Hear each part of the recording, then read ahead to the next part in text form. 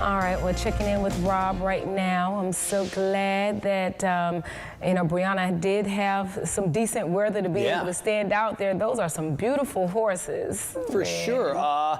I think they're going to like the weather, the way it's going to be turning a little bit later on this weekend, too, as things start to feel a little bit more November-ish. It's still feeling like maybe early September out there, and I think we're going to have another day where those top temperatures can get up over 80. Those overnight temperatures are likely going to stay close to 70, maybe dip into the upper 60s a little bit. We've got a few in the 60s this morning. We've got some clouds around the area, and that might lead to a couple of showers and a couple of lucky spots.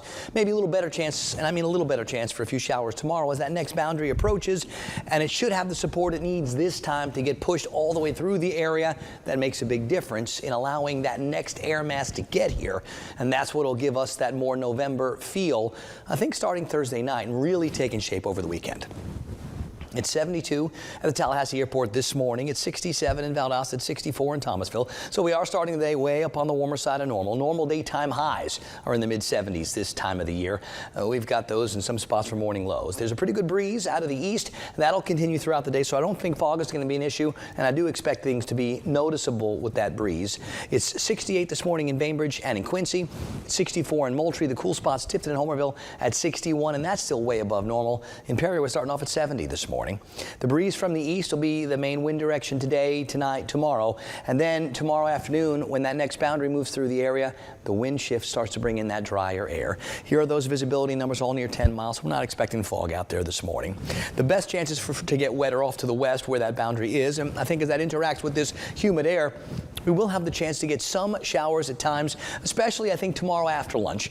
And then as we get to tomorrow evening and that wind changes direction, here comes that cooler air. Now it may take 6-7 hours after the boundary passes for that cooler air to arrive, but when it does, we're going to notice it.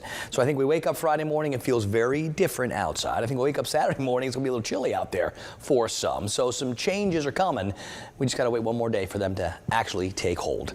Now we're still watching the tropics south of Jamaica. We've got this area of disturbed weather that is slowly getting a little bit more organized, and we're up to an 80 or 90% chance over the next couple of days for this to turn into something. So maybe our next tropical depression or even tropical storm Sarah. Got lots of time to watch and see if anything with this ever finds the Gulf. That is by no means a guarantee. So we'll put the pause button down, we'll watch, we'll update you. There are no concerns from this anytime soon, and we'll see if maybe late next week, and we know a million things are going to change between now and then before we get too worked up about any possible development in the Caribbean.